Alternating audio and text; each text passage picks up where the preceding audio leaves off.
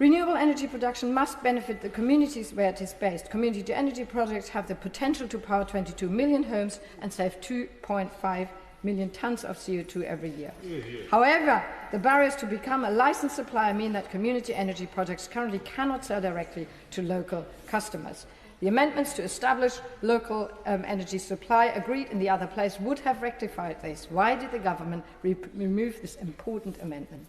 The community energy has an important role contribution to make in boosting clean energy generation and in offering people the opportunity to benefit from agreeing to host new energy infrastructure. Therefore, the announcement of the new £10 million Community Energy Fund is to be welcomed.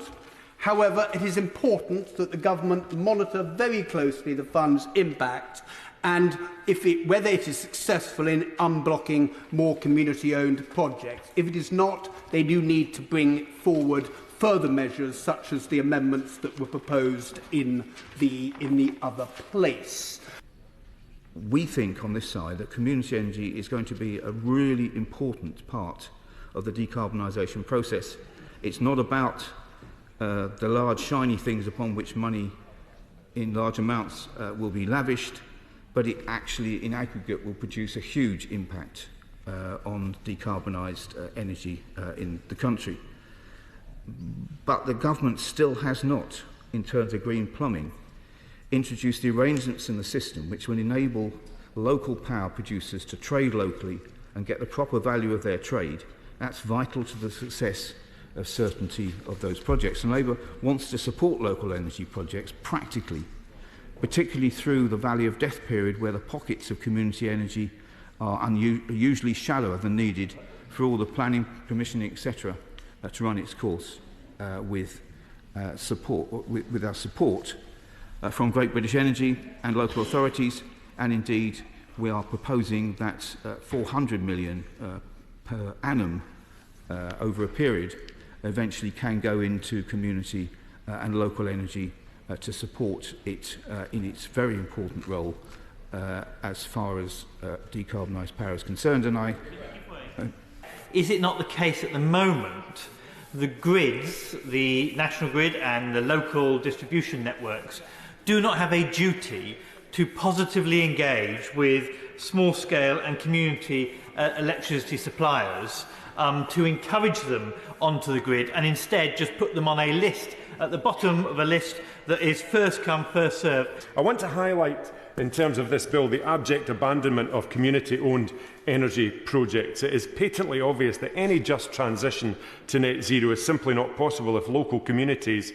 cannot sell the energy they produce to local customers. Local energy trading provides manifold improvements, including lower prices, protections against price shocks, enhanced energy security, network redundancy and a return on investment back to communities. It's a hammer blow against efforts for a just transition to see the UK government kick this can down the road, and to do so without even trying to disguise the fact. Worse still is that they have instead provided a paltry £10 million over 2 years, the Minister left out the over 2 years bit, to fund feasibility studies in England.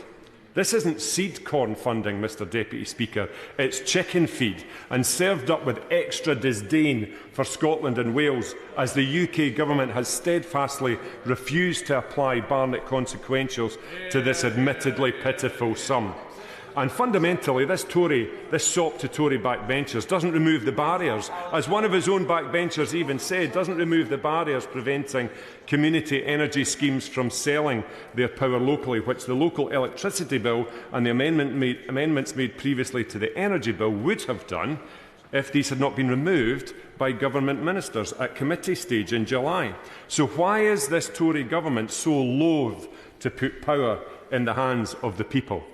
And now to turn briefly to community energy. I'd like to thank my honourable friend, the member for Wantage, for his continued engagement on this bill, and particularly his championing of community energy alongside many others in this House. The government recognises that community energy projects can have real benefits for the communities in which they are based, and is keen to ensure they deliver value for money for consumers. That is why we launched the new £10 million Community Energy Fund, which expands on the success of the previous Rural Community Energy Fund to enable both rural and urban communities across England to access grant funding to develop local renewable energy projects for investment. And I will give way to the Honourable Lady. Yes, it's fantastic the government has announced this new fund to help community energy schemes get off the ground, and it's a very welcome step. But could my honourable friend outline what steps he'll be taking to remove the barriers that prevent community energy schemes from accessing local markets? Minister. I can indeed. I'm delighted to tell the Honourable Lady that alongside our proposed fund, we are committing to publishing an annual report to Parliament and to consult on the barriers the sector faces when developing projects.